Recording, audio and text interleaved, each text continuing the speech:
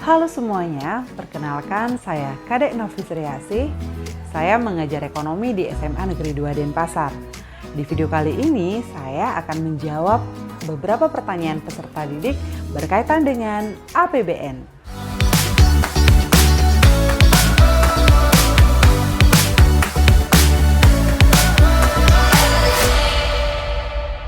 APBN yang merupakan singkatan dari Anggaran Pendapatan dan Belanja Negara adalah rencana keuangan tahunan pemerintah yang disetujui oleh DPR. APBN memegang peranan yang sangat penting karena APBN merupakan pedoman penerimaan dan pengeluaran bagi pemerintah di dalam melaksanakan tugas-tugas kenegaraan. Dengan adanya APBN, tentu pengeluaran negara menjadi lebih terarah dan tepat sasaran, sehingga dapat meningkatkan produksi, meningkatkan kesempatan kerja, dan mampu meningkatkan pertumbuhan ekonomi.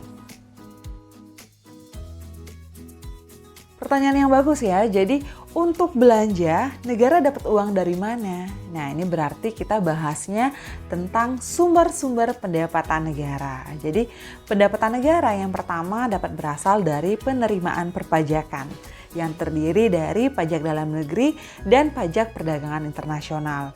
Untuk pajak dalam negeri contohnya ada pajak penghasilan PPh ya, pajak pertambahan nilai PPN, pajak penjualan atas barang mewah PPNBM, dan pajak lainnya yang tergolong ke dalam jenis pajak pusat. Kemudian untuk pajak perdagangan internasional itu contohnya ada bea masuk, kemudian ada pajak atau pungutan ekspor. Nah, selain penerimaan perpajakan, penerimaan negara juga dapat berasal dari penerimaan negara bukan pajak, disingkat PNBP. Untuk PNBP ini dapat berasal dari hasil pengelolaan sumber daya alam, contohnya minyak bumi, gas alam, kehutanan, perikanan, dan lain sebagainya. Kemudian juga ada bagian laba BUMN atau Badan Usaha Milik Negara, dan PNBP lainnya. Nah, kemudian yang ketiga ada hibah. Jadi hibah ini itu adalah bantuan, bisa berupa uang, bisa berupa barang, jasa yang berasal dari masyarakat, badan usaha, atau pemerintah, baik di dalam maupun di luar negeri yang sifatnya tidak mengikat dalam arti tidak perlu dikembalikan. Nah, jadi itu tadi ya sumber-sumber pendapatan negara yang selanjutnya digunakan untuk membiayai pengeluaran negara. Semoga jelas ya. Berikutnya berbicara tentang anggaran belanja negara. Kalau kita cermati pada postur APBN terdiri dari belanja pemerintah pusat serta transfer ke daerah dan dana desa. Belanja negara merupakan bentuk realisasi rencana kerja pemerintah dalam pelaksanaan pembangunan yang secara nyata dapat dirasakan oleh masyarakat. Misalnya, pembangunan infrastruktur seperti pembangunan dan pemeliharaan jalan, jembatan. Selanjutnya, anggaran pendidikan yang mana jumlahnya terbesar di dalam APBN. Tujuannya untuk peningkatan kualitas sumber daya manusia Indonesia. Ada juga subsidi, baik itu subsidi energi maupun subsidi non-energi.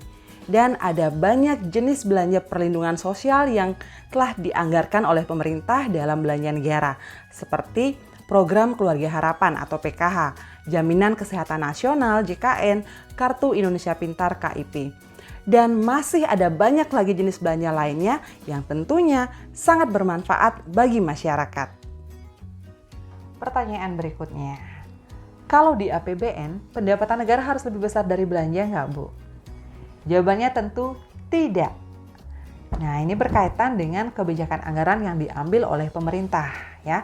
Jadi melihat kondisi dan ekonomi yang terjadi saat itu.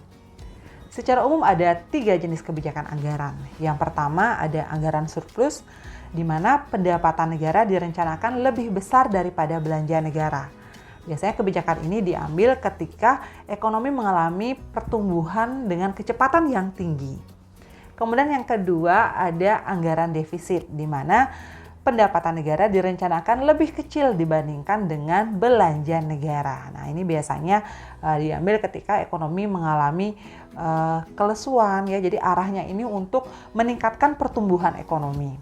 Kemudian yang ketiga ada anggaran berimbang, di mana jumlah pendapatan negara direncanakan sama besarnya dengan jumlah belanja negara.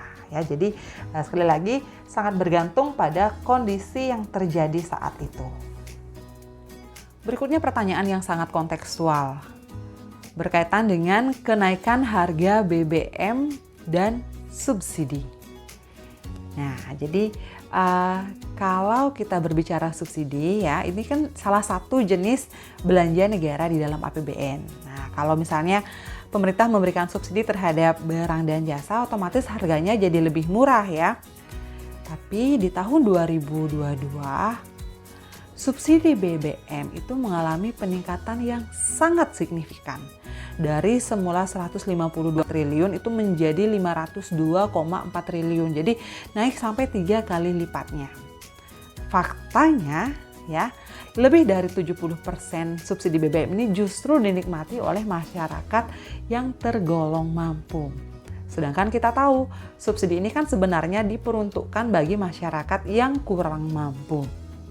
Nah, untuk itulah pemerintah melakukan penyesuaian harga BBM ya, sehingga subsidi BBM ini bisa dialihkan ya langsung kepada masyarakat yang memang kurang mampu. Dalam bentuk apa? Misalnya dalam bentuk bantuan langsung tunai atau BLT BBM. Kemudian ada bantuan subsidi upah atau gaji BSU. Ada juga bantuan Pemda, dalam hal ini misalnya diberikan bantuan kepada angkutan umum, kemudian nelayan dan ojek online. Sehingga subsidi ini menjadi lebih tepat sasaran. Demikianlah pembahasan kita kali ini tentang APBN. Semoga bermanfaat dan dapat dipahami ya. Sampai jumpa dan tetap semangat.